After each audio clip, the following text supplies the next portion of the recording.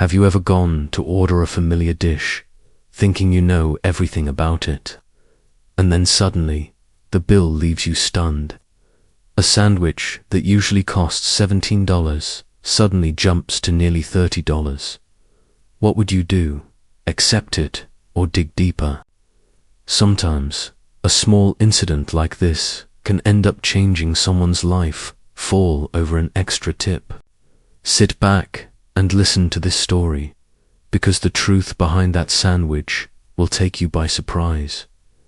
It was a quiet Tuesday afternoon in Portland, the kind of day that feels suspended somewhere between the frantic rush of early morning and the sluggish, almost lazy stretch before evening sets in.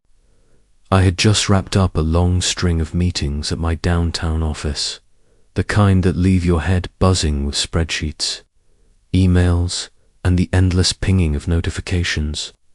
My stomach reminded me, in the most subtle yet persistent way, that it was time for one of my small, weekly rituals, a pulled pork sandwich from a neighborhood restaurant that had become a secret comfort of mine. It wasn't a place you'd notice from the street unless you were looking for it. The exterior was modest, the kind of low-key brick-and-mortar establishment with slightly faded paint and a hand-painted sign that looked like it had been there for decades. And yet, inside, there was this uncanny sense of consistency that I had come to crave over the past 3 years. As I pushed open the door, the familiar scent of smoked pork hit me immediately, that warm, almost sticky aroma that made your mouth water before you even saw the food. There was a low hum of conversation, a couple of people tapping away on laptops at corner tables, and a group of elderly regulars sipping coffee, quietly observing the room with a mix of curiosity and routine. I recognized a few of them, familiar faces I had seen every couple of weeks, just like me, coming in and out, enjoying the steady rhythm of the place. I liked it here because it felt like a little pocket of predictability in a city that otherwise seemed determined to change by the minute. There was no pretension, no flashiness, no relentless marketing gimmicks, just wood tables that had absorbed years of spilled sauces and laughter, a chalkboard menu that always bore the same faded lettering, and a staff that moved with quiet efficiency. I had a specific routine that I followed almost religiously. I would order the pulled pork sandwich, always to go, with the optional side of coleslaw on days when I felt like indulging a little. I knew the exact price down to the last cent, $17.55, taxes included.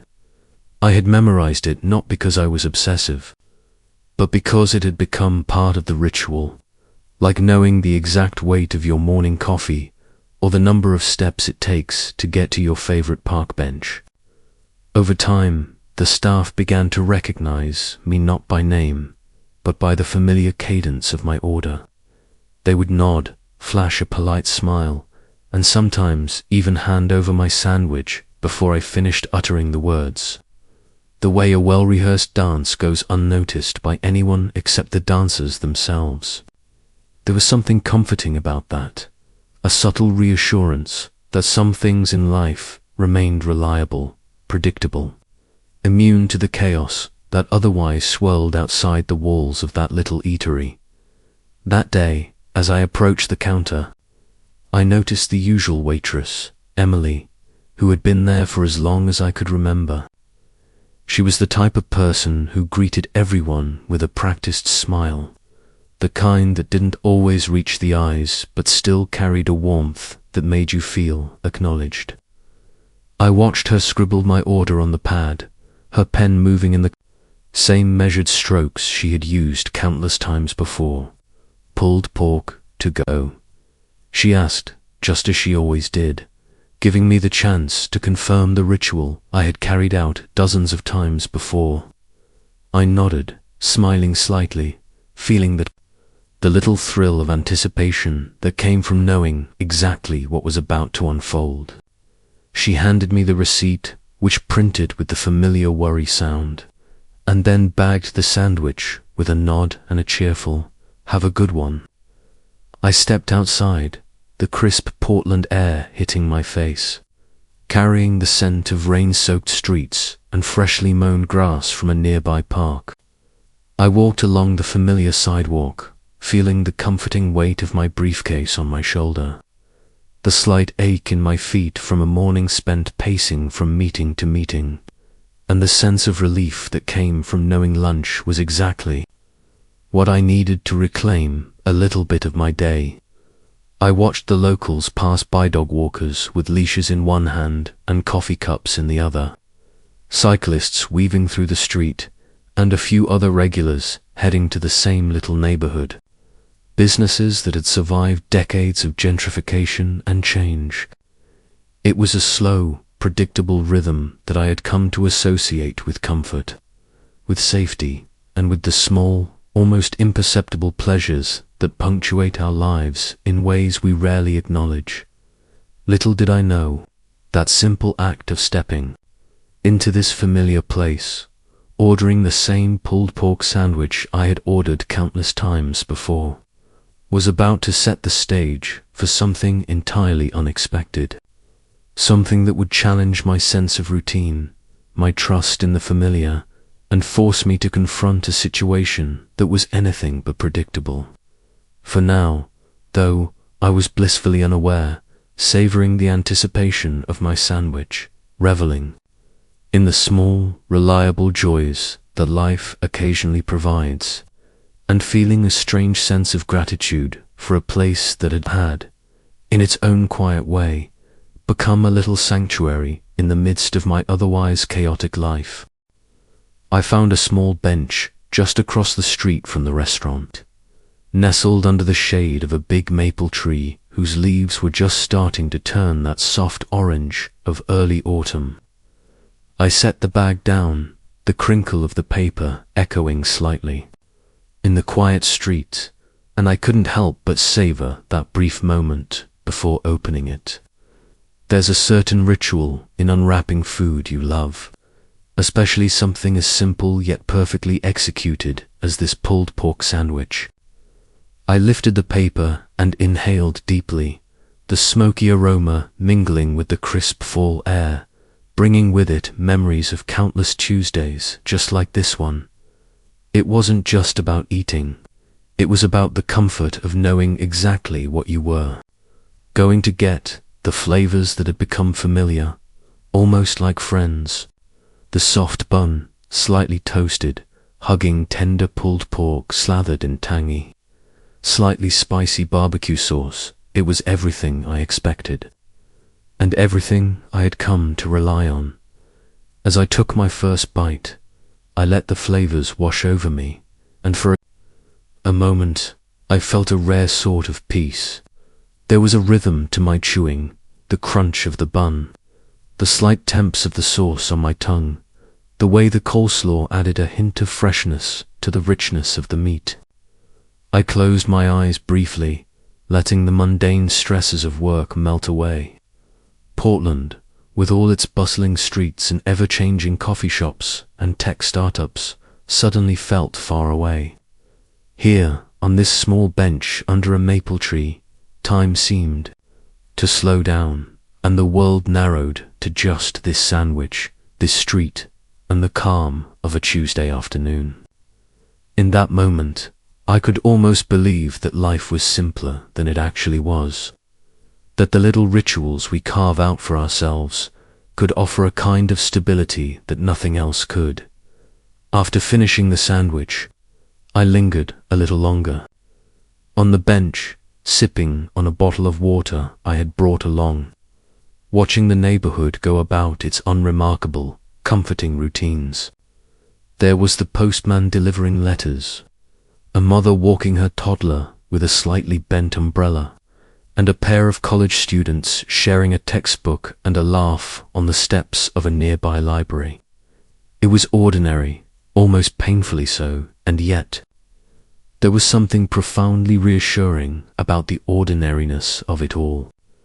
I took mental notes of the little things I loved about my neighborhood, the way the late afternoon sunlight fell across the brick buildings, the scent of coffee drifting from a shop down the street, the soft chatter of people just living there. Lives. Each small detail felt significant in a way that only familiarity can make it, and yet, as comforting as it all was, I noticed a small change in my routine that day, a subtle difference that didn't seem important at first, but now, looking back, I can see how it was the first crack in the pattern I had come to rely on.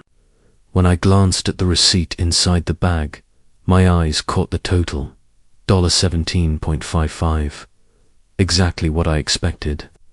The numbers looked familiar, stable, a reassurance that this little world of mine was intact.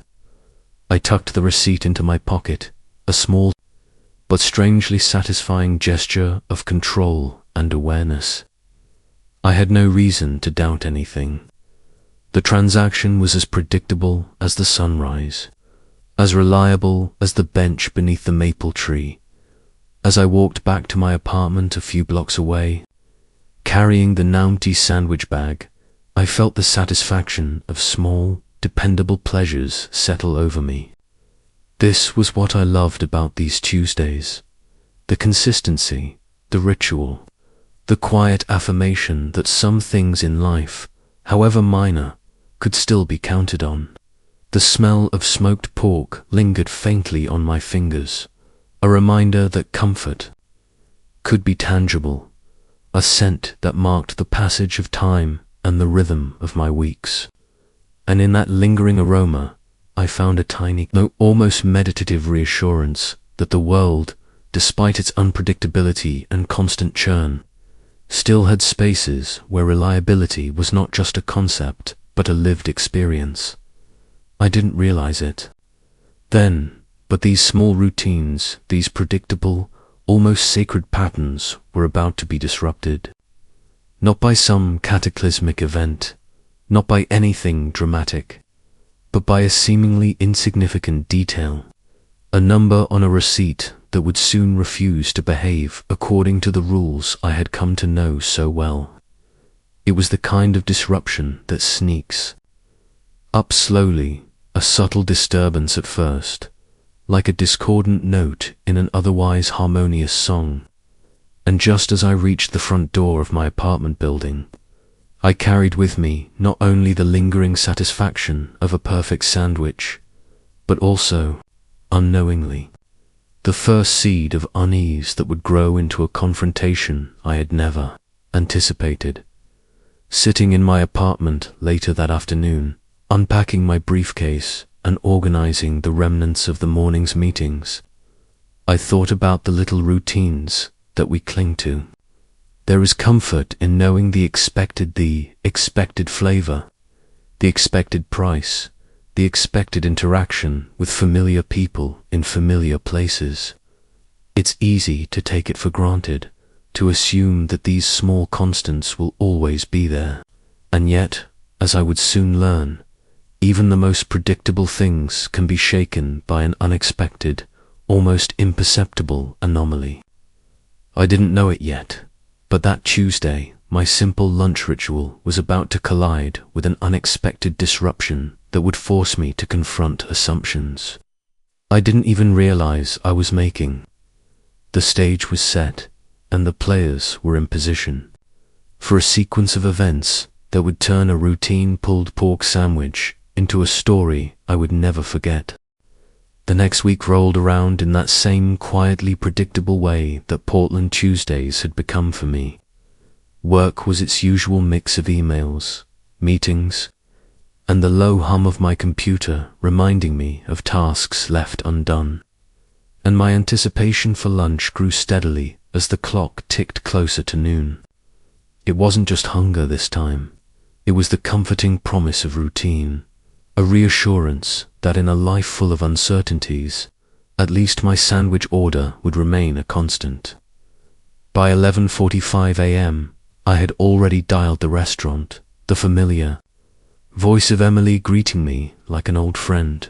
"Hey, same as always," I confirmed, requesting the pulled pork to go, just as I had done every Tuesday for the past 3 years. Everything seemed normal, the rhythm undisturbed, or so I thought. When I arrived 15 minutes later to pick up my order, the bag felt heavier than usual in my hands. That slight extra weight should have been my first clue that something was off, but I was too caught up in my habitual gratitude to notice it immediately. I reached for the receipt and was confronted with a number that made me pause mid-step. $29.20. My stomach sank. My mind immediately began running calculations, comparing it to my usual $17.55, tax included. Almost double. I blinked at the slip of paper, convinced at first that it must be some sort of clerical error. Surely, Emily had simply misprinted the receipt, or the register had glitched. But the figure stared back at me in stark black ink, leaving no room for ambiguity. A cocktail of emotions surged: confusion, annoyance, suspicion. I had known this routine for years, and now it had betrayed me with an inexplicable figure. I tried to keep my composure, reminding myself that mistakes happen, that no one is perfect, and that the restaurant probably had a simple explanation. Still, I couldn't help but feel the prickling tension of disbelief. I asked Emily about the charge, expecting a quick resolution. "Oh, the machine must be acting up," she said with a nonchalant shrug. Her tone was casual, almost too casual, and there was a subtle undertone. I couldn't quite place a hint of avoidance, maybe even nervousness. She suggested that, to avoid further confrontation, she could void the order from the system because the manager wouldn't be in until later. I felt a flicker of unease, but, caught between impatience and curiosity, I agreed.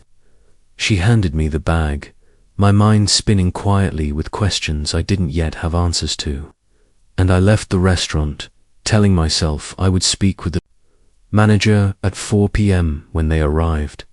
Walking back to my apartment with the sandwich in hand, I replayed the interaction in my mind. The sense of routine, which had been so comforting just a week ago, now felt fragile, easily disrupted.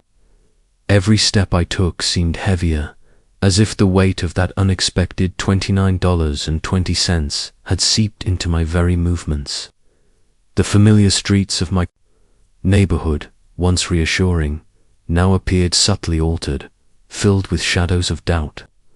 I found myself scanning the sidewalks and storefronts with a slightly paranoid eye, wondering how often these small anomalies slipped past unnoticed, how often routine and trust masked minor betrayals. I thought about Emily, about the machine she claimed was faulty, and about the elusive manager who would hold the key to the truth. As I set the bag down on my kitchen counter and poured myself a glass of water, I allowed myself a rare moment of reflection. It wasn't just the money that bothered MIT, was the breach of expectation, the disruption of a small ritual I had come to depend on. I realized how deeply human these routines are, how comforting the predictable rhythms of life can be, and how destabilizing even a minor anomaly can feel. I couldn't shake the mental note that something about this situation felt off. The sandwich itself, perfectly familiar in taste and texture, provided no comfort against the uncertainty of its cost. It was a strange dissonance, a tangible pleasure, intertwined with annoying uncertainty, a reminder that even the smallest deviations can ripple through one's sense of stability. They spent the afternoon organizing papers, checking emails, and intermittently glancing at the clock, counting down to the moment I would speak with the manager. The hours crawled slowly, each tick of the second hand amplifying the simmering tension in my mind. I rehearsed what I would say, how I would explain my confusion politely but firmly, how I would request clarification without appearing accusatory. It was a delicate balance, maintaining civility while also asserting my awareness and right to question and irregularity. By the time 3:50 p.m. rolled around, I felt a combination of anxiety and anticipation, a strange cocktail of emotions I hadn't expected from what should have been a mundane lunch order. And as I grabbed my coat, sandwich in hand, I realized that this simple, familiar ritual ordering, the same sandwich I had eaten hundreds of times, had suddenly become a small but potent adventure, one that would challenge my sense of routine, my understanding of trust, and ultimately my assumptions about the small world I had taken for granted. By the time I returned to the restaurant later that afternoon, the late sun had dipped slightly, casting long shadows across the street and bathing the small brick facade in a warm orange glow. There was a faint chill in the air, signaling the onset of fall, and I could see the steam rising from the vents along the sidewalk as I approached the familiar door.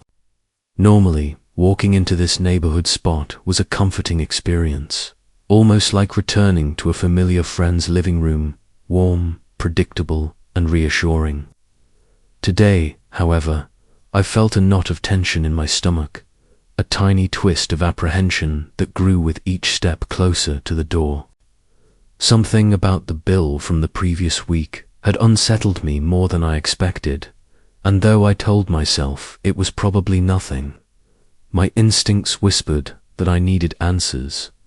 As I pushed open the door, the familiar chime sounded above me, greeting me in its usual cheery, mundane way.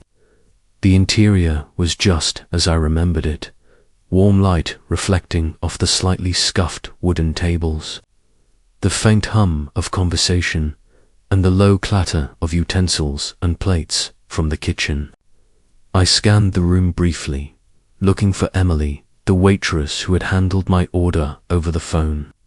She was behind the counter, cleaning a section of the workspace near the register, her expression polite but slightly guarded.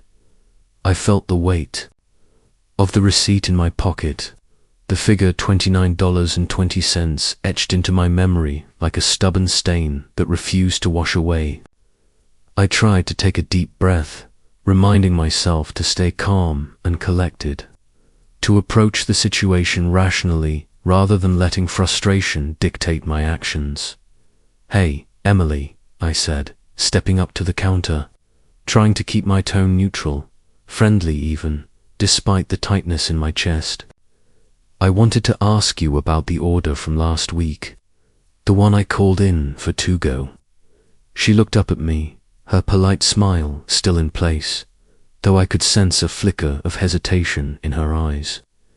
It was subtle, almost imperceptible, but my experience with human behavior made me notice it instantly. "Oh yes," she replied smoothly, her voice calm. "There must have been something wrong with the machine.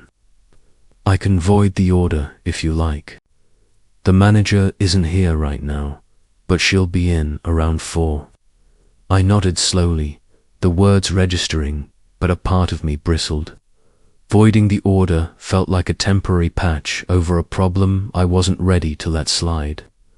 Still, I agreed, wanting to avoid confrontation but determined to speak with the manager later.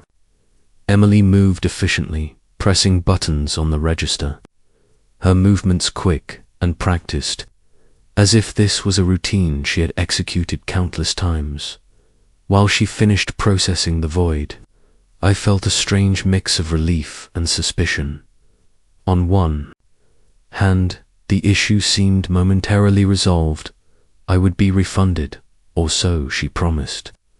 On the other, the casual way she handled it made me wonder if there was more to the story than just a machine error. Had this happened before? Was it intentional? My mind raced with possibilities, each more uncomfortable than the last. I reminded myself that I didn't have any evidence yet, only a feeling annoying sense that something wasn't quite right. something beneath the surface that Emily's calm exterior wasn't revealing. I kept my tone neutral, asking simple, clarifying questions, probing gently to see if she would provide more information. But she remained concise, almost evasive. There was a strange tension in the air, the kind you feel when you sense someone is hiding something, yet you don't know what it is. I left the restaurant that day with the sandwich in hand, my mind preoccupied not by hunger, but by the dissonance between the familiar comfort of my routine and the unexpected anomaly of the charge. The streets of Portland, which usually felt welcoming, felt slightly off-kilter, the late afternoon sunlight casting shadows that seemed to elongate my doubts. I couldn't stop thinking about Emily, about the voided order, about the figure that had triggered all of this tension. I also couldn't shake the curiosity gnawing at me. Why had the amount been so high in the first place? Was it an honest mistake, or something more deliberate? The simple act of buying a sandwich had become a puzzle, a small mystery demanding resolution, and I felt compelled to see it through. Sitting at my kitchen counter later, sandwich set aside, I reviewed the details in my head. $17.55. That was the price I expected. $29.20. That was what I was charged. I had a receipt, I had a clear memory, and I had the promise from Emily that it would be voided. But the feeling of unease persisted, stubborn and insistent. Something about the situation didn't sit right, and I knew I needed clarity. I resolved, silently but firmly, that I would speak with the manager once she arrived. The question of intent, honesty, and human error now loomed over what should have been a simple lunch, and I felt a strange thrill of anticipation for what I might uncover. It was a curiosity that bordered on obsession, fueled by my love of routine, and my aversion to unexplained anomalies. And so, the stage was set. A familiar neighborhood restaurant, a routine order, a figure on a receipt that didn't belong. The ordinary had begun to crack, revealing something unexpected underneath the tension. A question, a story waiting to unfold. The next meeting with the manager would determine the truth, but until then, I was left to navigate the uneasy space between expectation and reality, between the familiar comfort of my ritual and the strange uncertainty that had intruded into my perfectly predictable Tuesday. By 4 p.m., the restaurant had quieted down considerably. The lunchtime rush was long over, and the golden light of late afternoon filtered through the windows, casting long, soft shadows across the wooden floors. I walked in with a mix of anticipation and mild apprehension, carrying my bagged sandwich from the earlier pickup. The memory of that staggering $29.20 charge still pressing in my mind. Emily was behind the counter, giving me a polite nod as I approached. "She's here now," she said softly, gesturing toward the manager, a woman named Karen, who was standing near the kitchen doorway, clipboard in hand. Karen was in her early 40s, professional but approachable, the kind of manager who exuded calm competence. I felt my chest tighten slightly, the sort of nervous excitement one experiences when an unresolved tension is finally about to be confronted. I approached. Karen greeted her politely and explained the situation in a calm, measured tone. "Hi, Karen. I called in an order last week, my usual pulled pork sandwich, to go, and I was charged $29.20. I just wanted to understand what happened." She listened attentively, her expression neutral but engaged, nodding occasionally as I recounted the events. I noticed how methodically she took in the details, her eyes scanning the receipt and making mental notes. The kind of professional presence that immediately made me feel taken seriously. For a moment, I allowed myself to feel relief, the tension from the past week beginning to ease as I realized that I was in the hands of someone competent, someone willing to investigate rather than dismiss my concerns. Karen asked me to wait just a moment while she pulled up the order in the system. As she typed, I observed her methodical movements, the way she navigated the interface with practiced ease, and my mind wandered briefly to the psychology of trust. How often do we assume that mistakes are intentional or malicious, when in reality, most of the time, they are just errors, miscommunications, or oversights? I thought about Emily, about the machine error excuse, and about my own reaction, how quickly I had assumed the worst, how eager my mind was to fill the gaps in information with suspicion. It was a humbling reminder that even in situations that provoke frustration or anger, there is often more than meets the eye, more complexity beneath the surface than we initially recognize. Moments later, Karen looked up, her expression calm but with a hint of a smile. "I've pulled up your order," she said. "Everything looks fine on our end. The register printed correctly, the prices are standard. The only thing I notice is that there was an additional tip left for the waitress, which accounts for the extra charge." I blinked, the tension in my shoulders starting to release as I processed the explanation. So that was it, the difference between $17.55 and $29.20 wasn't a mysterious surcharge or a billing error. It was simply a tip that I hadn't authorized, somehow added during the transaction. Relief washed over me, tempered with a mild sense of embarrassment at having suspected something nefarious. Karen explained further, detailing how the system sometimes auto-suggested tips during phone orders, a feature meant to streamline customer service, but one that could occasionally confuse even regular patrons. I nodded, appreciating her transparency and the thoroughness with which she addressed my concerns. I could feel the tight coil of suspicion and anxiety from the past week unspooling, replaced by a quiet gratitude that the matter was resolved, without confrontation or blame. Karen processed the refund promptly, returning the difference to my account, and I left the restaurant feeling lighter, my anticipation of tension replaced by the familiar comfort of a resolved problem. Yet even as I walked back into the late afternoon streets of my neighborhood, I couldn't entirely shake a lingering curiosity. While the financial discrepancy had been clarified, a small part of me was still fascinated by the mechanics behind it, the intersection of human error, technology, and customer behavior. How often did such misunderstandings occur unnoticed or unreported? How often did people assume ill intent when, in fact, the truth was far more mundane? It was the sort of subtle reflection that follows moments of resolution, when clarity is achieved but the mind continues to explore the scenario from every angle, seeking understanding beyond the immediate facts.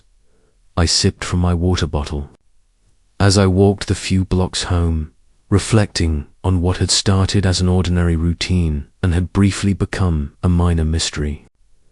In hindsight, it was almost funny how quickly a simple pulled pork sandwich could become a source of anxiety, how an unexpected number on a receipt could unsettle a whole afternoon. And yet, there was a lesson in it, too, a reminder of the small but significant ways that minor details influence our perceptions, how easily assumptions can lead us astray, and how a combination of patience, curiosity, and open communication can transform potential conflict into understanding. For the first time in a week, I felt fully relaxed. The late afternoon sunlight warming my back, the faint sounds of the neighborhood winding down, and the comforting knowledge that my small ritual had survived unscathed, even if briefly disrupted. Walking out of the restaurant after speaking with Karen, I felt a curious mix of relief and lingering unease. Relief, of course, came from clarity. My $29.20 charge wasn't some arbitrary hike, some underhanded trick.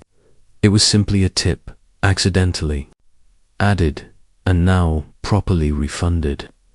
But the unease, that subtle, almost imperceptible shadow in my chest, came from a deeper place.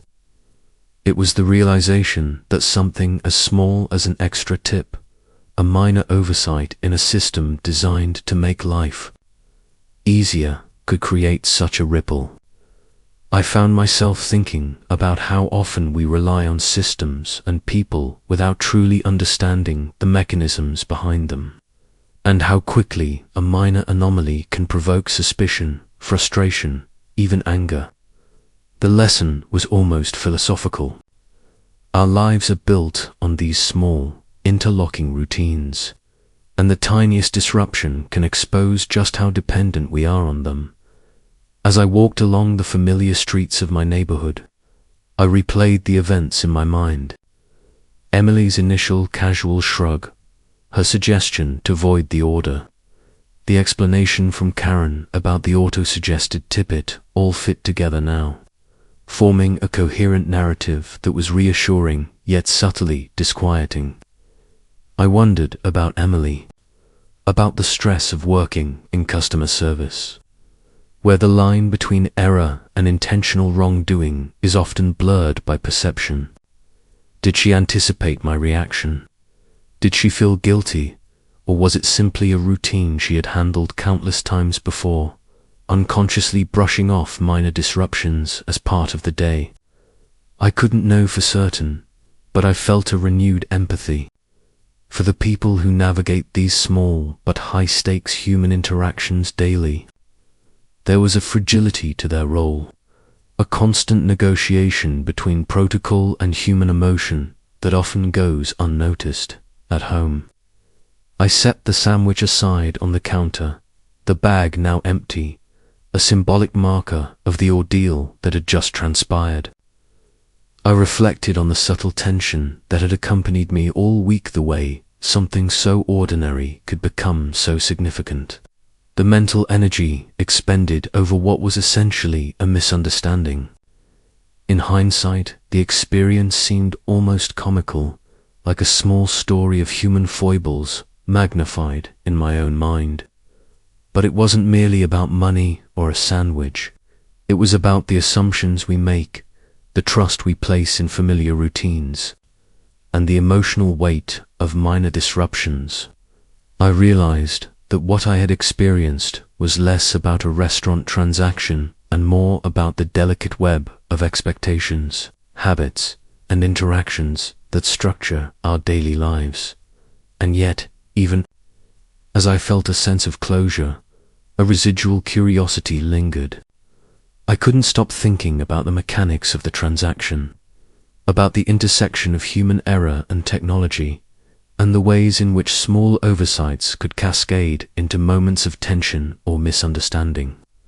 I thought about other customers, other situations where a minor glitch could cause confusion or frustration, and I felt a quiet fascination with these human-system interactions. My mind, which had been focused on the immediate annoyance of the overcharge, now began to see patterns, possibilities, and the subtle lessons hidden in everyday life. The experience also made me reflect on my own reactions. How quickly had I assumed there was something wrong, perhaps even malicious, when in reality it was simply a tip suggestion gone awry. How often do we, as humans, jump to conclusions, letting small anomalies disrupt our sense of order and fairness? There was humility in recognizing my own assumptions, a reminder that perception is fragile, and that understanding often requires patience, inquiry, and an openness to explanations beyond our initial judgment. I found myself appreciating Karen's calm professionalism, her methodical approach to resolving the issue, and the quiet reassurance of a person who takes the time to listen and investigate rather than dismiss concerns outright. By the time evening fell, casting the familiar golden glow across the city streets, I felt a quiet sense of resolution. The sandwich routine, though briefly disrupted, had returned to normal, and the comfort of predictability was once again within reach. Yet the experience had left its mark, a subtle awareness of the fragility of routines and the potential for minor discrepancies to provoke major emotional reactions. I sipped a glass of water, reflecting on the day's events, the lessons learned, and the curious intersection of everyday life, human error, and the small but meaningful ways we navigate trust and expectation. Even as I settled into the rhythm of my evening, there was a lingering question, an almost imperceptible tension. What happens to the people behind these interactions? The employees who navigate errors, complaints, and misunderstandings? I didn't know it then, but this subtle curiosity, the human story behind the tip, the machine, the register, was about to resurface in ways I could never have anticipated. Little did I know, the ripples of that $29.20 charge and my brief, week-long preoccupation with it were far from over. What seemed like a resolved incident was only the beginning of a story that would challenge assumptions, evoke empathy, and ultimately leave me reconsidering the very human dynamics that underlie even the simplest transactions. A few days later, life seemed to return to its usual rhythm. I was back at my office, meetings, emails, and the constant pinging of notifications filling the day, while the little ritual of my weekly sandwich appeared to settle back into its comfortable groove. Yet, there was a subtle difference in my perceptions, something I couldn't quite place, but felt immediately when I walked past that familiar brick storefront. The neighborhood had the same quiet charm, the same smells of coffee and damp Portland streets, the same soft chatter of locals. Yet my awareness had sharpened, tinged with a new curiosity. It was almost as if the $29.20 incident had placed me in a heightened state of observation, a kind of minor vigilance that made me notice details I would have otherwise ignored. The slight tilt of a sign in the window, the way the napkin holder on the counter leaned slightly, the fleeting expressions on the faces of customers and staff alike. It was an unusual awareness, one that transformed a mundane landscape into a canvas of subtle intrigue. I couldn't shake the memory of Emily's reaction during that first phone order, the casual explanation of the machine error, the way she had suggested voiding the order before the manager arrived. It made me reflect on the unseen dynamics of human interaction, the careful balancing act that service employees perform between protocol, customer expectations, and the minor stresses of daily operations. There's a tension inherent in this role, a constant negotiation between doing one's job efficiently and managing the emotional responses of the patrons they serve. I found myself wondering if Emily had felt cornered, if the suggestion to void the order was motivated more by a desire to diffuse potential conflict than by procedural necessity. The incident, I realized, had become more than just a discrepancy on a receipt. It had become a study in human behavior, subtle signals and assumptions. That morning, curiosity nudged me to check my bank statement again, almost out of habit. I wanted to see the refund had gone through as promised, to confirm that the numbers now aligned with my expectations. And indeed, the corrected amount appeared, each digit precise and reassuring.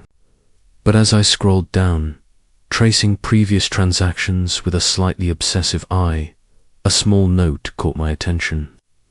It was barely noticeable, a faint line item related to the order from last week, flagged as tip adjustment. My first reaction was relief, confirming that the system had corrected itself. Yet, a strange thought lingered in the back of my mind. What if this tiny adjustment carried consequences beyond what I could see? What if a small error, a seemingly negligible tip, could ripple outward in unexpected ways, affecting not just numbers but people's lives? The question felt absurd at first, exaggerated by my recent preoccupation with routine and anomaly. But the seed of unease had been planted. The next Tuesday, as I walked toward the restaurant for my usual lunch, I noticed a subtle shift in the energy around the place.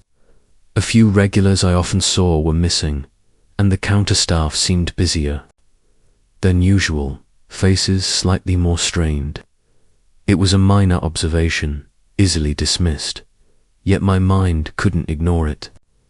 I approached Emily, greeting her as I normally would, and noticed the polite, rehearsed smile seemed just a little tighter, her movements slightly more hurried. "Hey," I said casually, "how's it going today?" Her eyes met mine briefly, and for a split second I thought I caught a flicker of something concern, perhaps, or maybe frustration. It vanished quickly, replaced by her usual calm efficiency, but the hint of emotion lingered in my perception.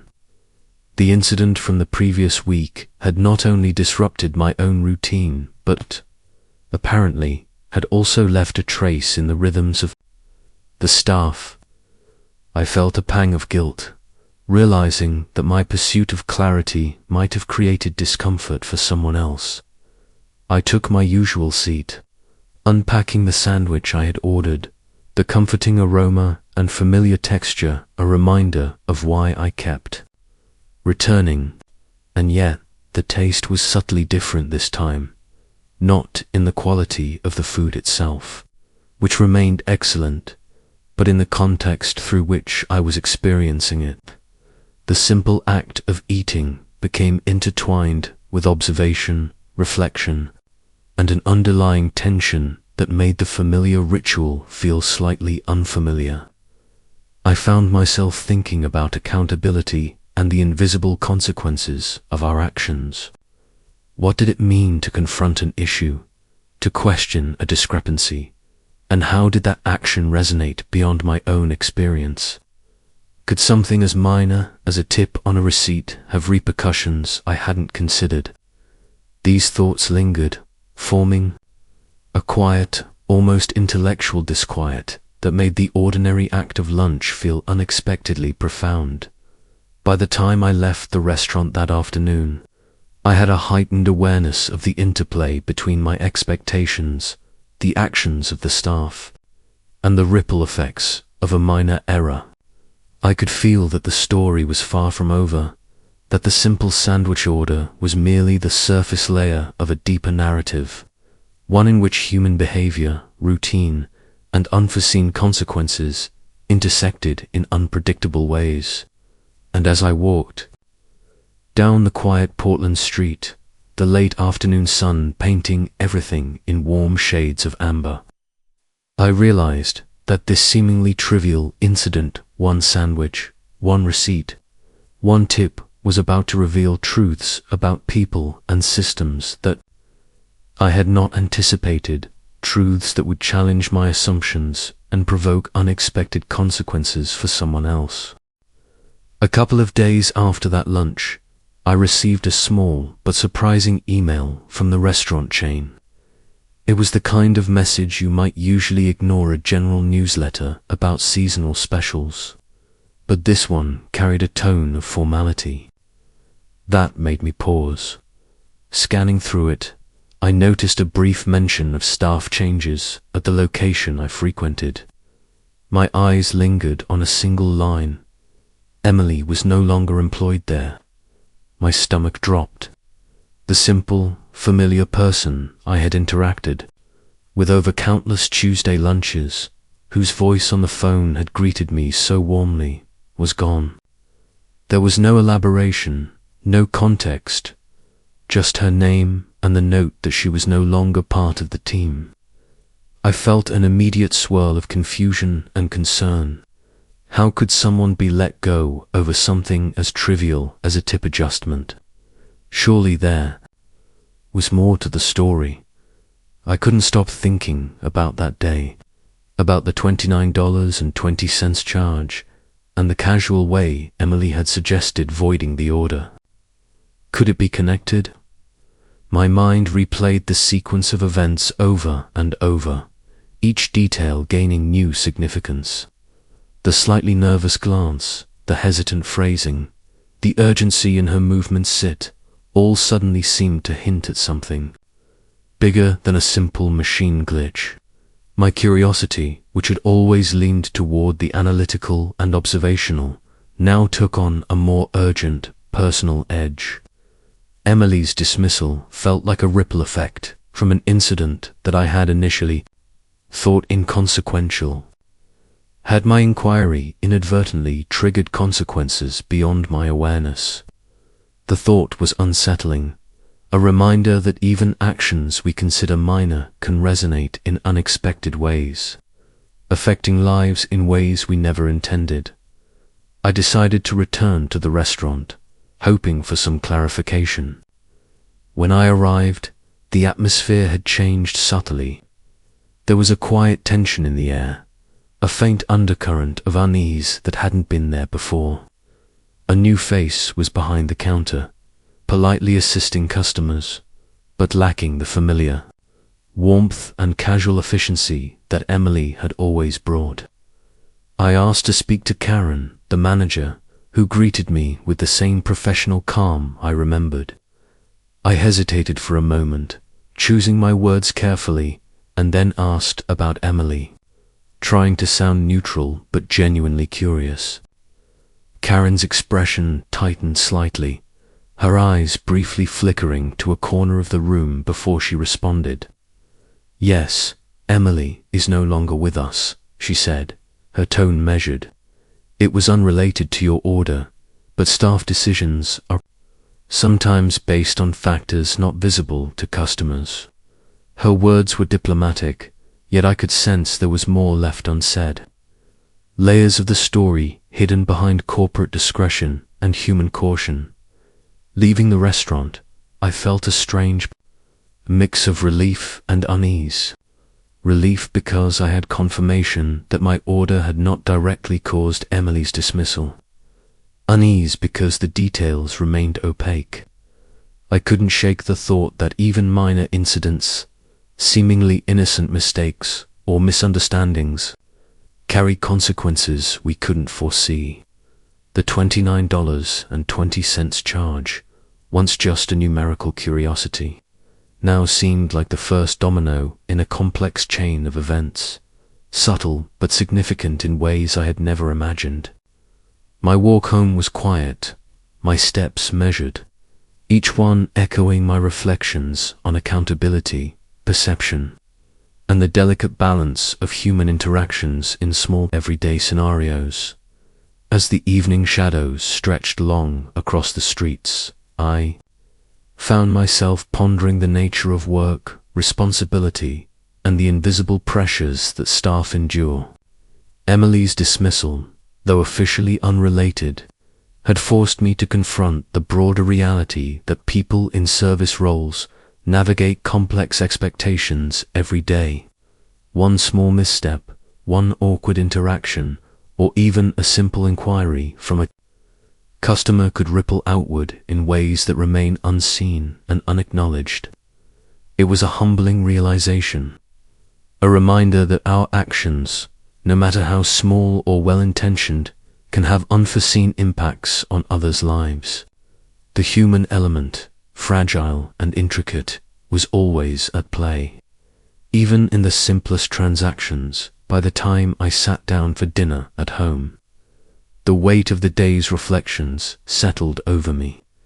My usual routines, the comforting rhythm of repeated experiences, had been interrupted not once, but twice, first by the billing anomaly, and now by the ripple effects of a staff change I had only partially understood.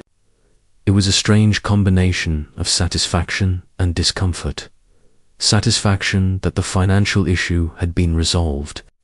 Discomfort at the realization that human lives, subtly interconnected, could be affected in unpredictable ways. I thought about Emily, hoping she was okay, wondering how she had processed the situation, and whether my brief role in the incident had contributed, in some small part, to her departure.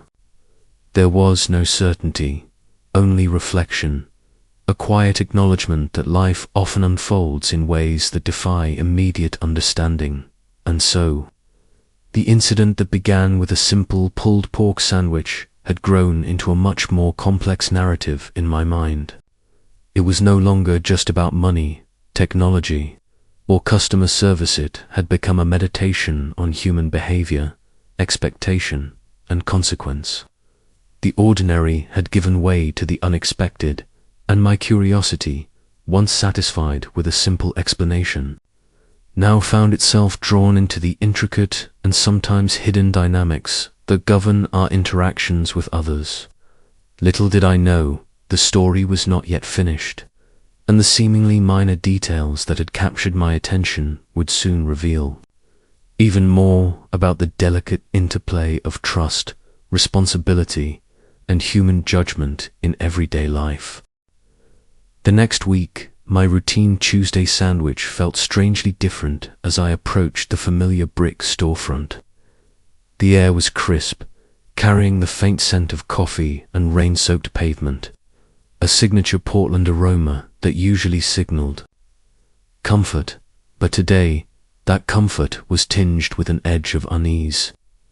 The absence of Emily, the friendly voice and familiar smile, was palpable.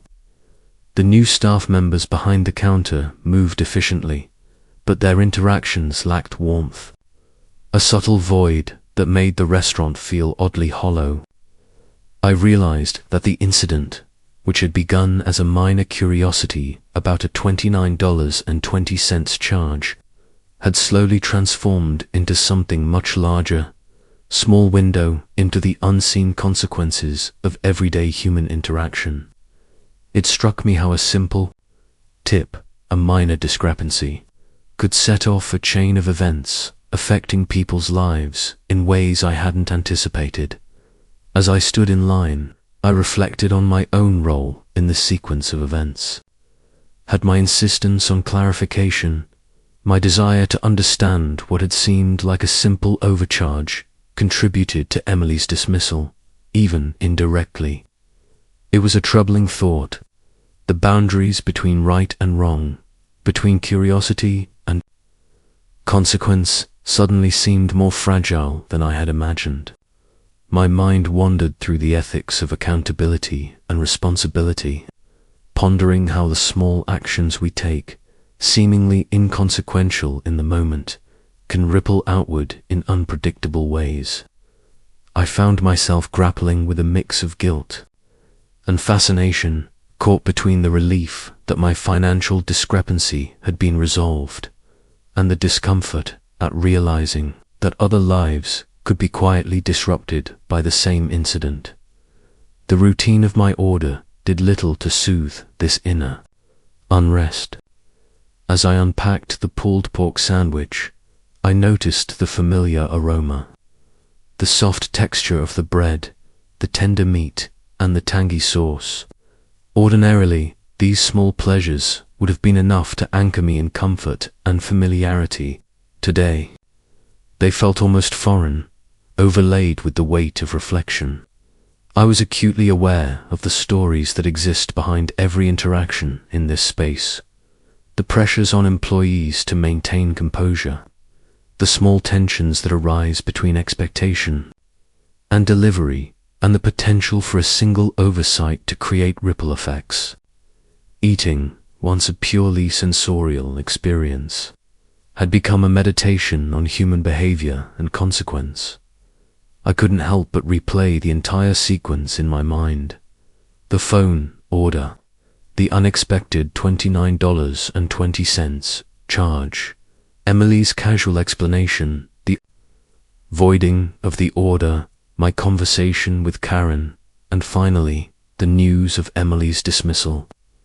Each element now seemed to carry a weight I hadn't anticipated. The narrative had shifted from a simple story of routine interrupted to a complex interplay of cause and effect, trust and misunderstanding, curiosity and consequence. It was as if the universe had hidden a lesson within the mundane act of ordering a sandwich, a reminder that even the smallest actions are embedded within broader social and human systems. As I left the restaurant, the streets seemed different, not because the city had changed, but because my perception of ordinary events had shifted. I felt a heightened awareness of the fragility of routine, the delicacy of human relations, and the subtle power of our choices, no matter how minor they may appear. Each interaction, each small decision, could have consequences that extend far beyond immediate perception, affecting lives in ways that are often invisible. The thought was both humbling and unsettling, a quiet revelation that the familiar patterns of daily life are built upon delicate balances we rarely acknowledge until something disrupts them. That evening, as I sat by my apartment window watching the city settle into twilight, I reflected on Emily and the unseen pressures she must have faced. I imagined her at home, perhaps replaying the same events in her own mind, navigating the complex interplay between personal responsibility and professional expectation. It occurred to me that we often overlook the humanity behind service interactions, assuming a seamless transaction when in reality, each encounter carries layers of unseen emotion, effort, and consequence. The realization was sobering, a reminder that empathy is not optional but essential in navigating a world of interconnected human experiences.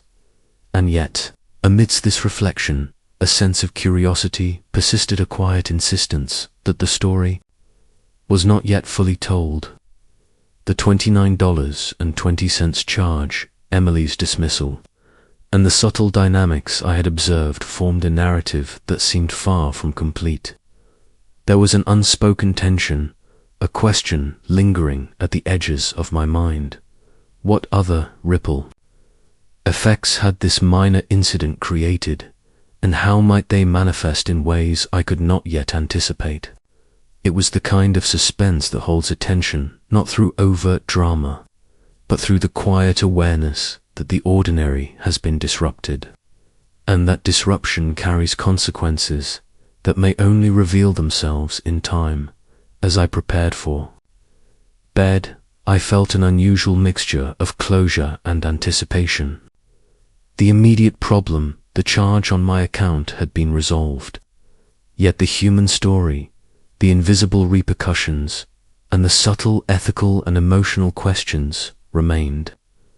I realized that the ordinary act of buying a sandwich, once so simple and predictable, had become a lens through which I could observe the intricacies of trust, responsibility, and human consequence.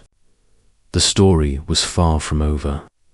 Something about Emily, the sequence of events, and the delicate web of actions and reactions was still unfolding, quietly waiting to reveal the next chapter.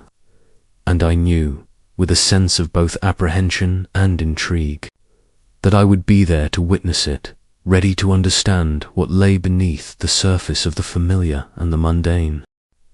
It was mid-morning when I decided to revisit the restaurant, an almost instinctive pull that I couldn't quite explain. The sun had climbed higher, the streets of Portland glistening faintly from last night's drizzle, and the air carried that sharp, clean scent typical of early fall. I walked with a mixture of purpose and hesitation, a strange combination that mirrored the turbulence in my mind. The days since learning about Emily's departure had been filled with a low-grade curiosity, a gnawing need to understand not just what had happened to my sandwich charge, but the ripple effects it might have caused in her life.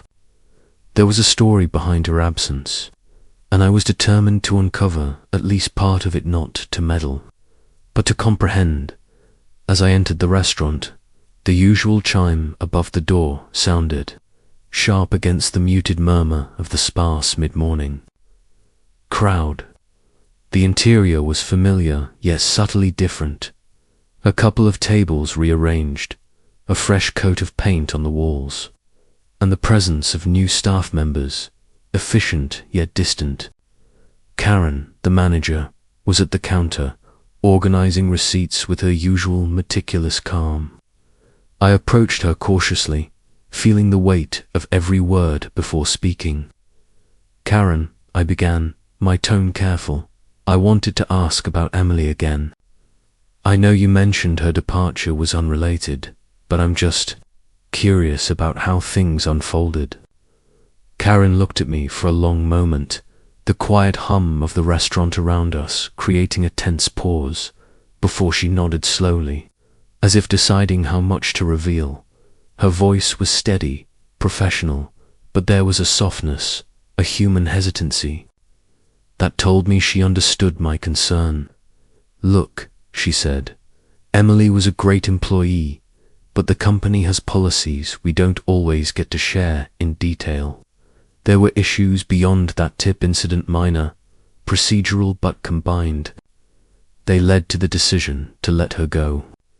It's not something I can fully explain, and it wasn't your fault or anyone else's in particular." I listened intently, absorbing her words. Relief mingled with a hint of sorrow. Relief that I wasn't responsible for her dismissal, sorrow that her situation had escalated beyond a small misunderstanding.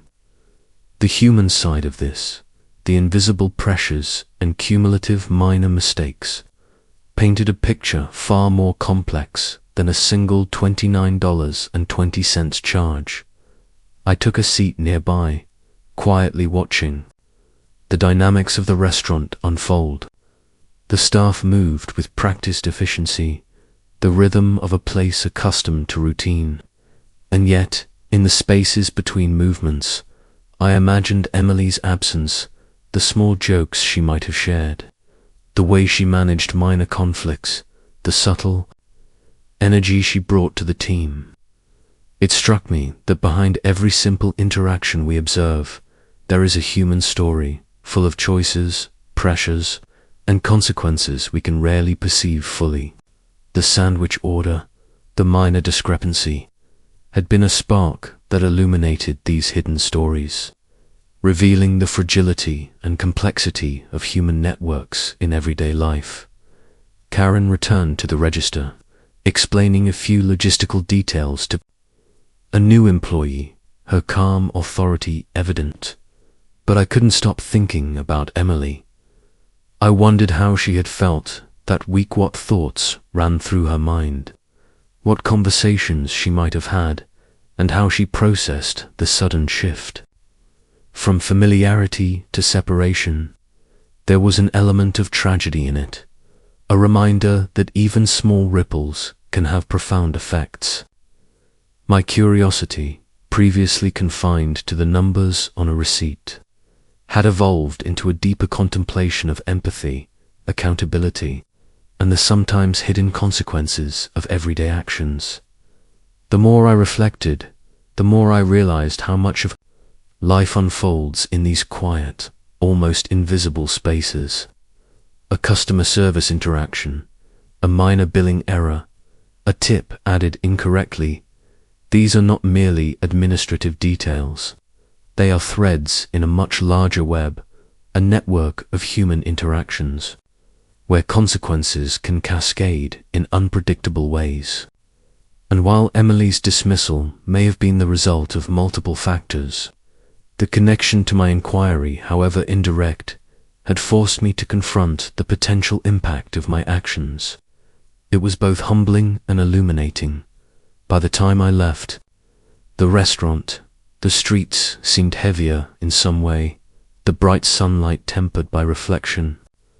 I carried my sandwich in a paper bag, but it felt more like a symbol than a mere reminder of the ordinary act that had opened my eyes to the extraordinary complexities of human life. The lesson was clear: the ripple effects of our actions, even the ones we deem insignificant, extend far beyond our immediate awareness. The $29.20 charge was no longer a simple curiosity. It was a catalyst, revealing the delicate balance of responsibility, empathy, and consequence in the lives of others. And in that moment, I knew the story had reached a turning point, one that would leave a lasting impression, a quiet resonance that lingered far beyond the walls of that small Portland restaurant. After leaving the restaurant that day, I couldn't shake the weight of the reflections that had surfaced. The streets of Portland seemed quieter, almost contemplative, as if the city itself had absorbed my unease and responded with a soft, reflective hush. I walked slowly, deliberately, noticing small details I had often overlooked: the flutter of leaves along the sidewalk, the muted chatter of neighbors, the distant hum of traffic weaving through the city's familiar rhythm.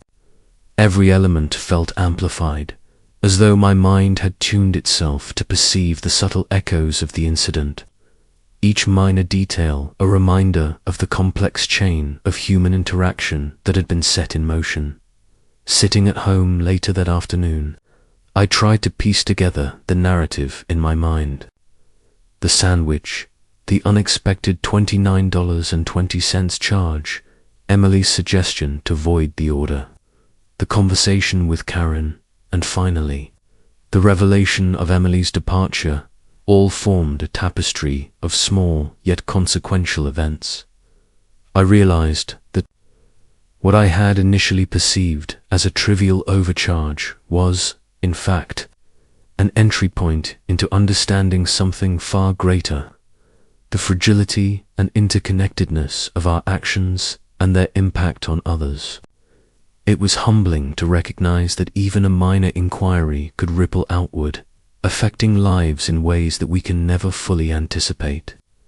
This understanding settled into me like a quiet but persistent awareness, a lens through which I began to see everyday interactions in a new light.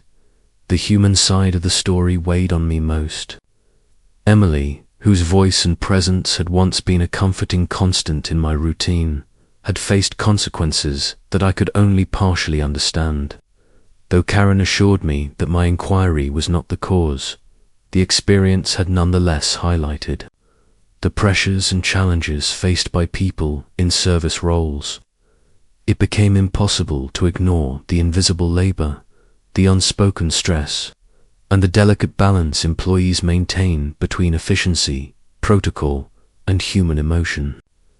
My reflections shifted from curiosity about the numerical discrepancy to a broader meditation on empathy, accountability, and the often unseen threads that connect our actions to others' lives.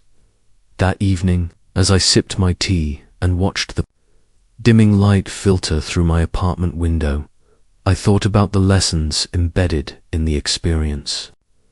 The $29.20 was no longer a figure on a receipt. It was a symbol of how minor events can illuminate human behavior and consequence.